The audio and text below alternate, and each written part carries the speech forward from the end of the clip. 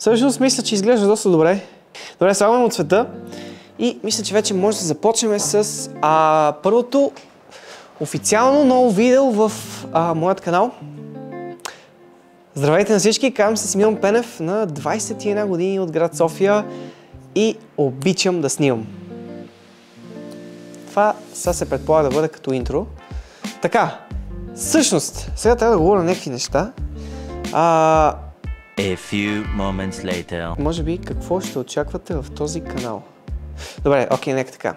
Всъщност в този канал преди имаше доста разнообразни видеа на малката версия на мен, но в крайна сметка останах един страхотен спомен, който цял живот ще си го пазя.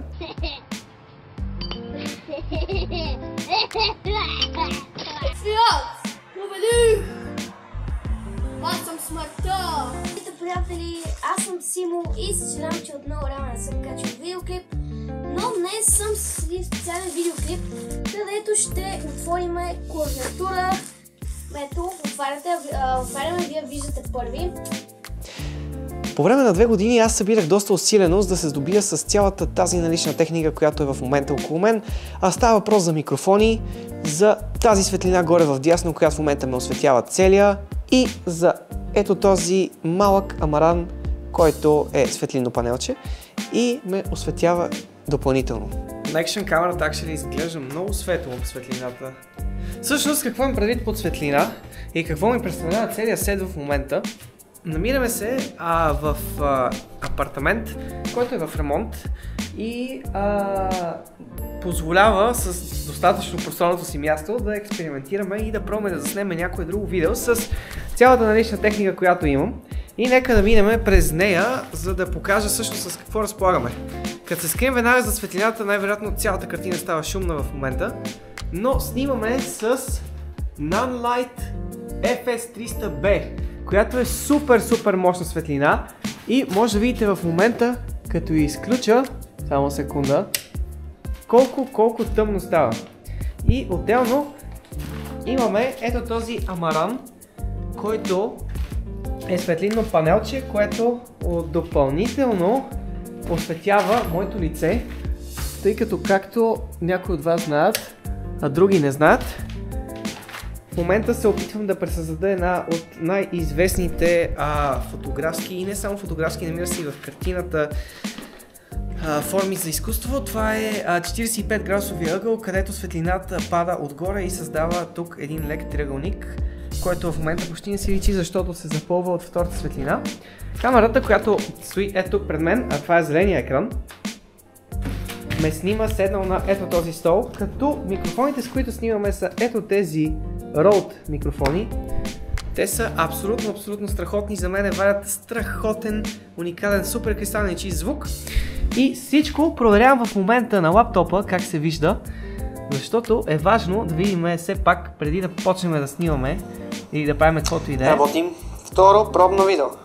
Как се чува, как изглежда и всъщност така изглежда отзад моето малко подобие на студиен сет. Всъщност, какво ще има в този канал? Изобщо ще има ли нещо? Изобщо това видео ще бъде ли качено? Това са въпросите, на които трябва да си отговорим първо. Аз не съм спрял да се занимавам с видеа, не съм спрял да се занимавам с снимки, напротив, аз се занимавам с това доста активно, макар и не в YouTube. Правя си различни проекти и за кино и за видео също участвам в различни конкурси. Даже преди 1 месец спечелихме първия си киноконкурс, който беше доста импровизиран, но въпреки това бяхме много доволни, аз и екипа, с които участвахме.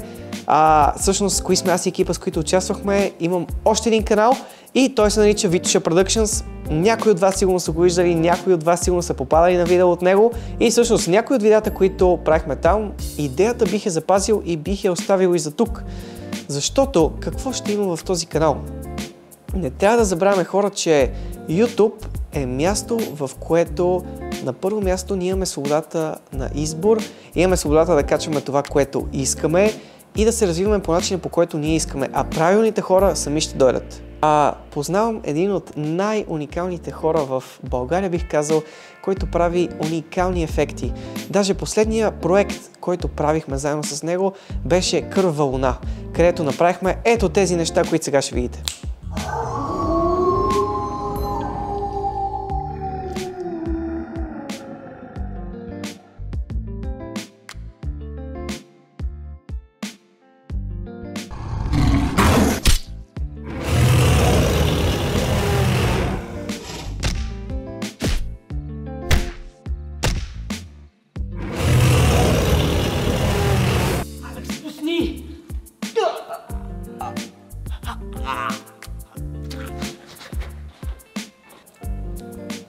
И всъщност да, това бяхме ние. И в частност той, защото той е най-големия професионалист. И аз съм много щастлив да работя с такъв човек като него. Какво също имаме? Разполагам с дрон DJI Air 3. Това ми е една от любимите играчки, ако така мога да се изразя. Насякъде, където отида, гледам да го използвам, защото кадрите, които стават, са просто незаменими. Оставам ви малко с тях, за да се насладите на красивите гледки.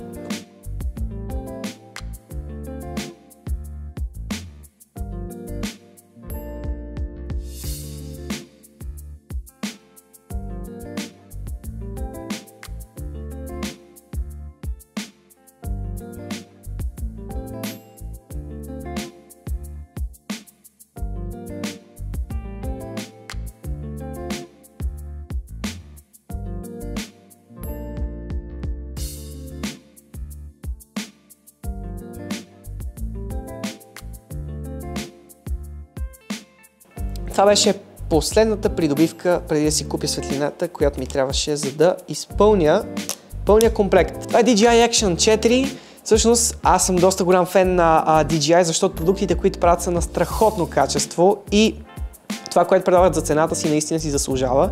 Та с тази камерка лятото снимах немалко влогчета. Говорих ви за тази камера, пускам няколко клипчета от нея да видите и качеството, и стабилизацията, и всичко.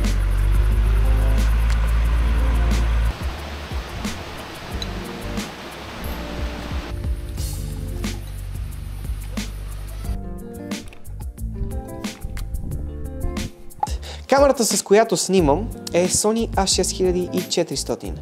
Страхотна камера, позволява ви да работите както с видео, така и с снимки. Качеството, което може да извлечете от нея, е също страхотно, но не забравяйте, че винаги обективът е този, който ще ви донесе острота, скорост и доста други работи. Може да очакваме видео на най-различна тема. Всъщност в момента планирам да направя едно видео, точно след като приключи това видео, посветено на една книга, която прочетох, която ме накара да се разплача. Защото темата и начинът, по който беше написана, беше уникална. Тоест това, което искам да кажа, е, че може да очаквате видеа на неща, които са ме докоснали. Защото смятам, че нещо, което докосна някой човек, би докоснало и други. А YouTube е перфектното място, което да споделиш нещо с други хора, на които също би им харесало. Очаквам от себе си да съм много по-сериозен, да съм много по-креативен, да се съберем едно общество от готини хора, от интелигентни хора, от хора, които оценяват качественото, които оценяват готиното. Защото според мен един от най-големите проблеми в момента на българското YouTube пространство е липсата на качествен контент. И не казвам, че няма такъв, казвам, че преобладава некачественият. Всъщност аз за това много време не исках да снимам, не исках да правя видеа, защото дали светлината няма да е наред, дали звука няма да е наред, дали картината няма да е наред. Затова толкова време спестявах, затова толкова време събирах, защото искам да предоставя нещо качествено, искам да предоставя нещо, което ще се хареса на хората.